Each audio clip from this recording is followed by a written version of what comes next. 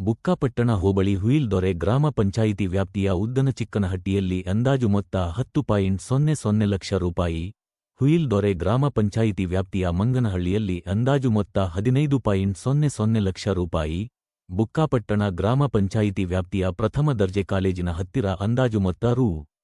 15.00 ಲಕ್ಷ, ಬುಕ್ಕಾಪಟ್ಟಣ ಗ್ರಾಮ ಪಂಚಾಯಿತಿ ವ್ಯಾಪ್ತಿಯ ಹೊಸಪಾಳ್ಯ ಗ್ರಾಮದಲ್ಲಿ ಅಂದಾಜು ಮೊತ್ತ 10.00 ಲಕ್ಷ ರೂಪಾಯಿ, ಬುಕ್ಕಾಪಟ್ಟಣ ಹೋಬಳಿಯ ರಾಮಲಿಂಗಾಪುರ ಗ್ರಾಮ ಪಂಚಾಯಿತಿ ವ್ಯಾಪ್ತಿಯ ಜಾನಕಲ್ಲು ಗ್ರಾಮದಲ್ಲಿ ಅಂದಾಜು ಮೊತ್ತ ರೂ.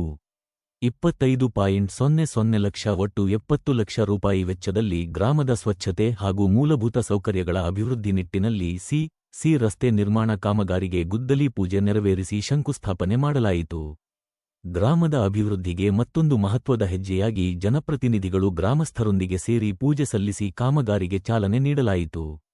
ಈ ಯೋಜನೆ ಪೂರ್ಣಗೊಂಡ ನಂತರ ರಸ್ತೆ ಸುಗಮ ಸಂಚಾರಕ್ಕೆ ಸಹಾಯಕವಾಗುವುದರ ಜೊತೆಗೆ ಮಳೆನೀರು ಸರಿಯಾಗಿ ಹರಿದು ಗ್ರಾಮದಲ್ಲಿ ಸ್ವಚ್ಛತೆ ಕಾಪಾಡಲು ಸಹಕಾರಿಯಾಗಲಿದೆ.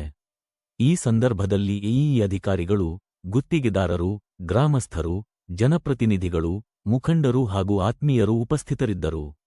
ಗ್ರಾಮಾಭಿವೃದ್ಧಿಯತ್ತ ನಮ್ಮ ಬದ್ಧತೆ ಸದಾ ಮುಂದುವರಿಯುತ್ತದೆ.